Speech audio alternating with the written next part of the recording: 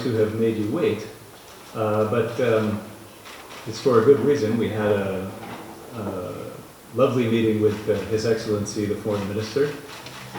We had a chance to talk about how, under the leadership of King Mohammed VI, we're making the already strong U.S.-Morocco bilateral relationship an even stronger strategic partnership.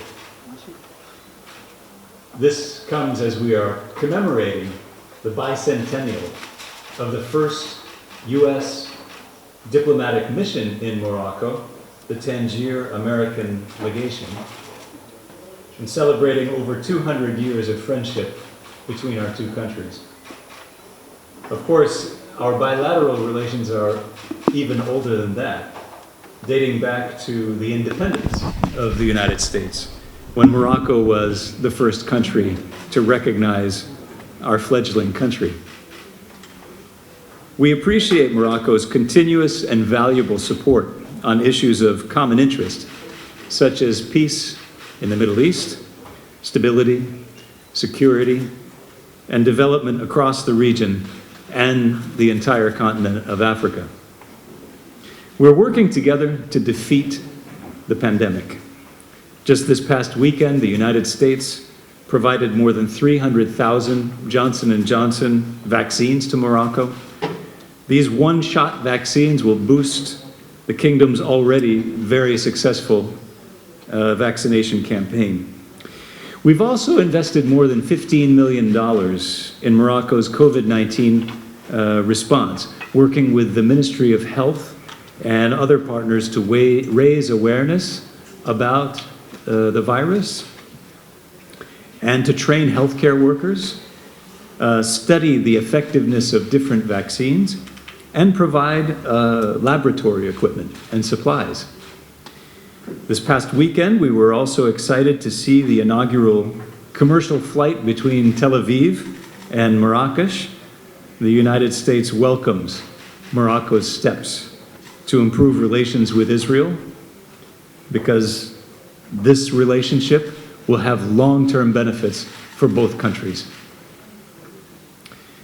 We also appreciate Morocco's continuous support for the UN's efforts in Libya and its support for removing all foreign forces from that country in preparation for preparation for successful nationwide elections, an essential step towards a stable, unified, and democratic Libya.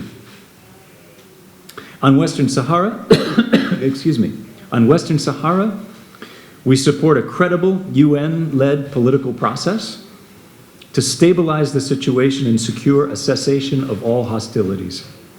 We're consulting with the parties about how best to bring about a halt to the violence and ultimately achieve a lasting settlement. We strongly support UN efforts to appoint a personal envoy of the Secretary General for Western Sahara as quickly as possible. We are prepared to be actively engaged with all sides in support of that person. Morocco is also a close partner with the United States on a range of security issues.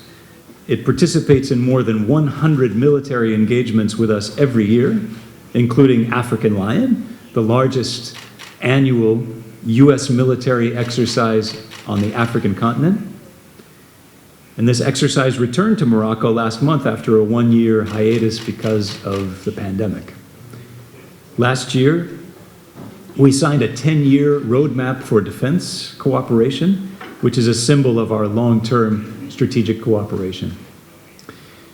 Morocco is the only country in Africa with which we have a free trade agreement, and we and our companies see Morocco as a gateway to the continent.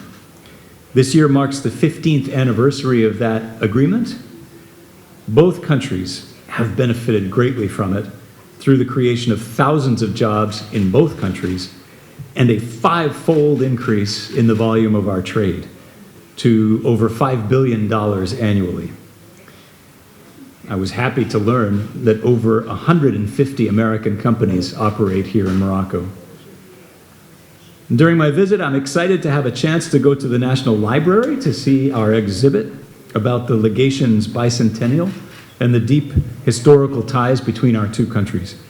This exhibition is free and open to the public and will be on display at the National Library until October, when it will move to the Slawi Foundation in Casablanca. So, get your vaccine as soon as possible, put on your mask, and go visit the exhibit.